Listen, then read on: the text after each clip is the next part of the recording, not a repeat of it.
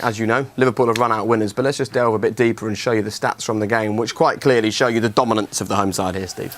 Yeah, for once the stats don't lie, do they? Liverpool were very dominant, 13 attempts, 8 on target to Manchester United's 5 attempts, and the 1 on target was a simple enough save by Mignolet from a Schneiderlin shot. But Liverpool extremely dominant, as I said. The only thing about it was the very, very top line, the 2-0. You just wish there could have been 3 or 4. Well, you do. Well, I do. These two don't. No, these two don't, of course. Yeah. I would say that Liverpool, give them credit, they deserve the 2-0 and they should have had 3 or 4.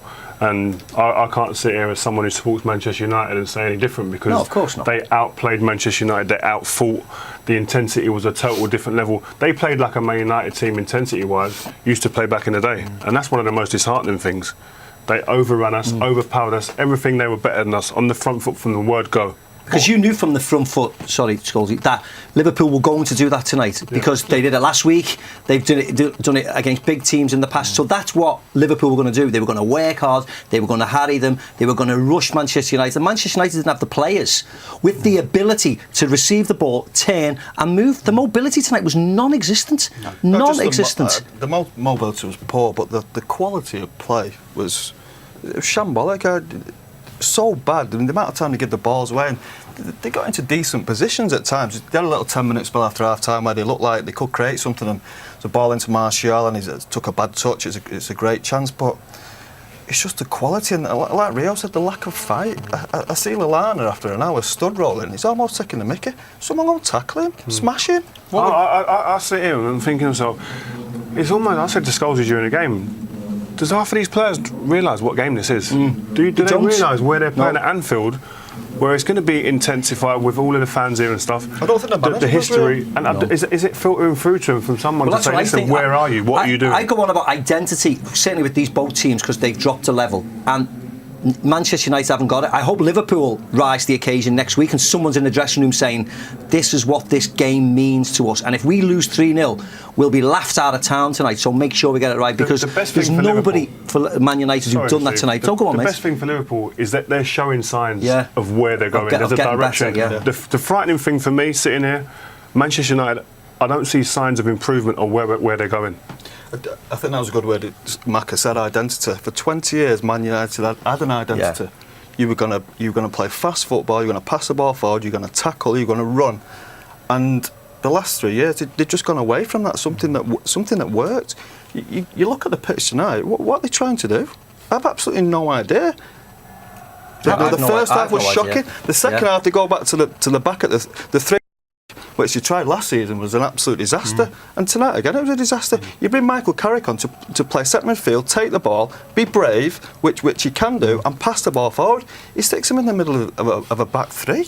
It's only 2 or 3 seasons ago that you two were playing for Manchester United and winning trophies, dominating English football. The frustration for the fans who are here tonight, and they're still out there now, is how quickly it's turned around.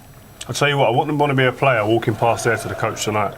They get abused by that lot, and rightly so. I'll tell you what I don't want to see as well after tonight's game is people tweeting how sorry they are, players, on Facebook, sorry for that performance. Stop talking in the media, social media, start playing. What would be the reaction in your dressing room with Sir Alex Ferguson in charge after a performance like that? Hopefully they'd be all fighting and beating people up. Yeah, they would be fighting. You'd be in there for an hour, you won't get out. I'd have had Scholes in a headlock by now. I'm not sure Scholes would have played like that. All right, well, look, let's just make it clear for people of exactly what we're talking about. And from kick-off, the two of you were struggling with this United performance tonight, and it just didn't improve. I wasn't struggling from kick-off. I was struggling from seeing the team sheet, to be honest with you. Really? I was worried. I saw young players playing for United. Don't get me wrong, they have potential.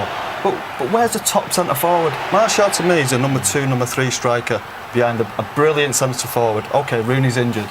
Rashford's a young kid, really young kid who's got great potential. Maybe he should have anticipated that Moreno's going to miss that. And I looked at Liverpool's team. I saw Coutinho, thought he was brilliant tonight, sensational. Firmino got goals in him. Sturridge, goals. And I just didn't see that in the Manchester United team. You see this is what is just one word describes this: disjointed. Yeah, all over the place. There's no ideas. There's no, like we said before, identity. The philosophy we're hearing talking about consistently, people are mentioning, where is it here? I don't understand. It's not. I can't see it. I don't witness anything here to suggest that there's an idea, an identity they're playing to. Do you know what? We're talking about a team that's had £300 million spent on it in 3 years. Look at the players we've let go. Are the players any better than what we've let go? Nowhere near. What it looked like is that 11 players, Trevor Francis said it perfectly in commentary, it looked as if there was 11 players just dropped on the field and said, right, just go and play wherever you wanted to. Poor Varela and Rashford in the first half were coming forward, so Rashford has to play right back. An 18 or 19-year-old, kid playing in a game like this, and next minute he's chasing Moreno back. Varela's going inside, Schneidlin and Fellaini all over the place, Jake. Yeah. Literally following people, but not following people in the right areas. Just wandering off. We watched I was amazed. I watched the defenders the first half. Chris Smalling, Varela and Daley Blind were dragged everywhere on a bit of string by their opposing players. Sturridge, Coutinho. There was no idea, no talking, communication. I mean, there's so many. We could sit here all night and talk about what's wrong, but I do think, in respect to Liverpool, they played well tonight. We see them last week against Man City. Could they come again and step up and do it again today? They answered the questions and done it. At the moment, Liverpool are in a brilliant place, and let's get some reaction then from the Liverpool dressing room. Sorry, partner, you can talk all night about Manchester United at the moment. But I imagine if you're a Liverpool fan, you'd quite like to hear from the Liverpool perspective. Look, he's talking about nuances there, the penalty decision, the offside, and we've had a look at both of those. I think you're trying to gauge the reaction of Manchester United fans to this performance is that it's a bigger picture that they've got an issue with. It's not about the nuances and the little moments in a game like this. It's where their club is going. Yeah, not at all. I mean, he's not got to worry about creating an atmosphere at Old Trafford for a game like this of this magnitude.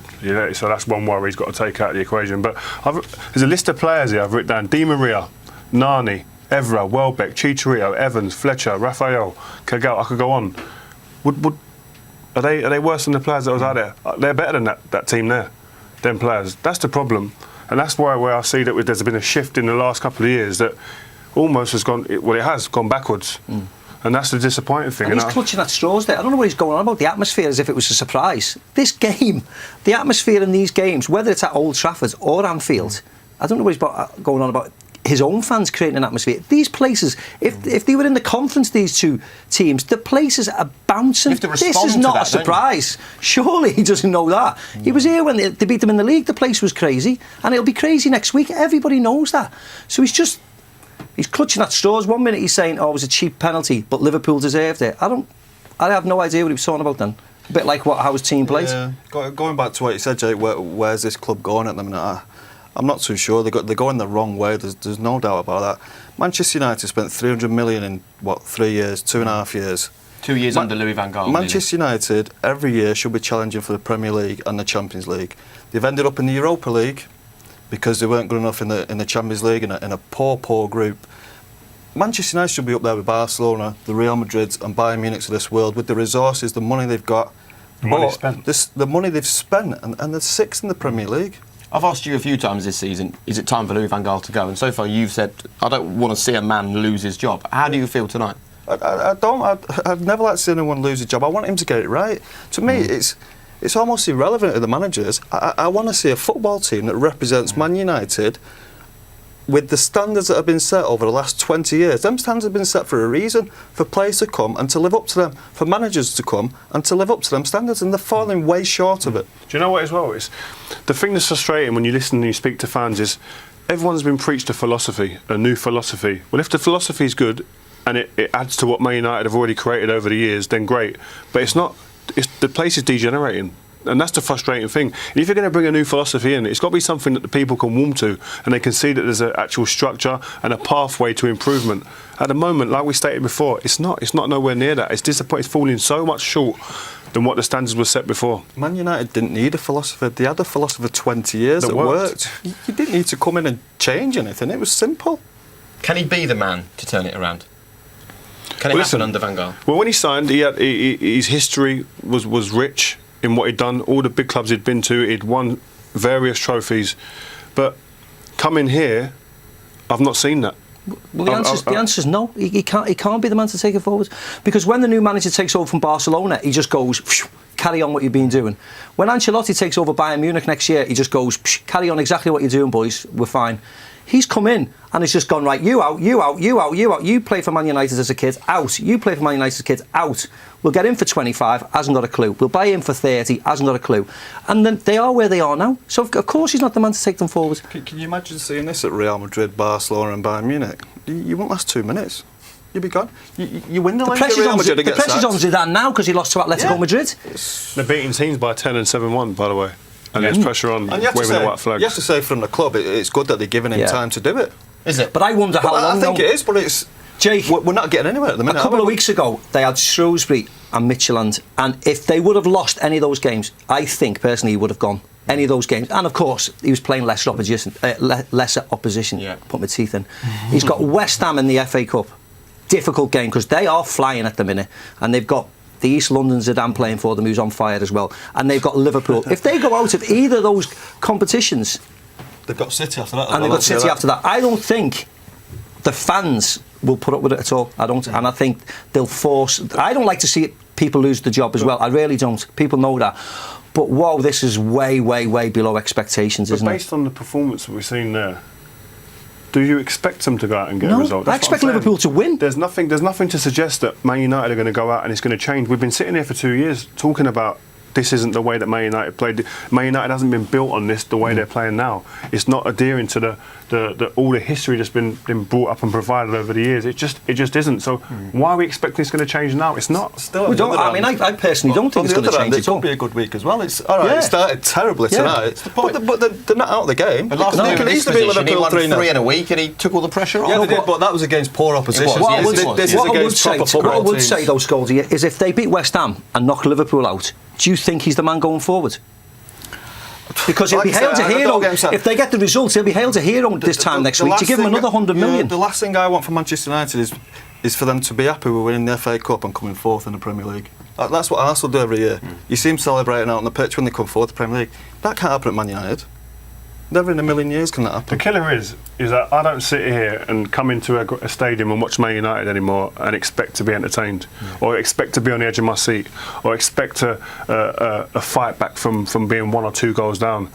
That adulation, that fairy tale has gone in the space of a couple of years. That's the worrying thing. That's the thing that sits me back in my seat and thinking, well, where are we now? Where are we going? Go on. But that's gone with £300 million being spent on the team. 300 million quid. And yet you see City do that. You see Barcelona, you see Real Madrid, you see Bayern Munich buy players, not for that much. And look what teams they are. Diego Costa, what was it, 20-30 million? Have we not seen him? United, Martial earlier in the season, Sorry, just looking at that clip there, Juan Mato's centre-half there. What's going on? It's philosophy. Yeah, but De Gea, I mean, if he's not in goal today, I don't know what the score could have been. He could have been. He's not in the goal for the last 2 years. Where would United be? And also, the season for the last 2 years. The disappointing thing, well, certainly the worrying thing for Manchester United is how can they keep hold of this lad if they finish 5th or 6th again? They can't. They can't keep hold of him. He's given them another year. Yes, he may have signed a 4-year deal or whatever he signed at the beginning of the season, but it was a bit like Luis Suarez here. You always knew he was going to be out the door if they didn't match his expectations, and they're nowhere near matching his expectations. How big is the job for Louis van Gaal to lift these players and turn things around? I guess it's important that he does it for the West Ham game rather than waits 7 days until...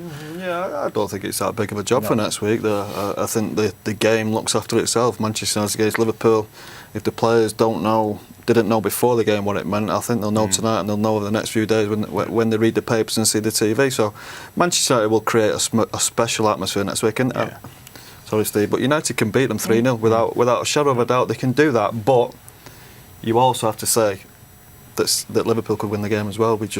You never know what you're going to get. We're going to have to be more organised, have a way of playing that we think's right, and stick to it. We'll wait and see. United are capable of doing it, but I've seen Liverpool go to West Ham and get demolished. I've seen Liverpool go to Watford this year and been beaten easily 3-0. So they're capable. We've seen them go to City and win. Of course. Of course. I've seen performances like that. But when you think of the worst case scenario, I've seen Liverpool perform like that. I want them to, cherish tonight. It's a really good victory. Have a couple of days off, whatever, and then focus on the game. Work hard, because it's going to be an incredible atmosphere where they're going to come under the cosh at times next week. But have the patience at times, but more so have the bravery, have the belief. defend, no errors, and get the ball to the good players, and they'll score goals. And if they score one, that'll be the end of the tie. And then they can go on and score more, of course. I think it's good that there's a game at the weekend for Man United to try and get this game out of the system, because this game will linger. If they had to wait another whole week without a game in between, it'll be a long old week. Depressing on your mind, weighing down emotionally. So I think the game against West Ham, hopefully a good result, and they'll be able to flush this out of the system a little bit. And then what I have realised is that this result tonight meant more to them too, because they kicked and shouted at everything tonight. It meant more to them than it did to the majority of players tonight. They didn't film the half because you were in the game. Oh, we did. There was loads going. I think you made an interesting point as well about Liverpool not having a game on the weekend. Great week for them. Nice, freshen up. All they're thinking about next week is getting through this game, and just to have that free week now, they can relax, enjoy the win, and then go again. Work hard again, get ready. But Manchester United will focus on that inconsistency, won't they? Because we spoke about it beforehand. As much as Liverpool have been inconsistent, so have Manchester United. So Liverpool have an off day, Man United have a great day, which they can both have. Suddenly it can be. That's what makes it hard to kind of actually be a pundit. We just have be no a pundit. idea. We come in here and you say, "Oh, what do you think's happened today?" I don't know. Because this season's been so up and down, you can just throw the balls up in the air and say, "Oh, there's the result." We've seen the greatest players holding a 2-0 lead. If they concede a goal and they're 1-0 down after 5 minutes, they crumble a lot of the time. So it's all about being positive. And for all those people that have to be out of bed for work at 9 o'clock in the morning, they will agree with you. It's a difficult job being a football pundit. And let's remember, of course, it's difficult to predict. Correct. Yes. This game is only at half time. Let's remember that. 90 minutes to go. We can't wait to bring it.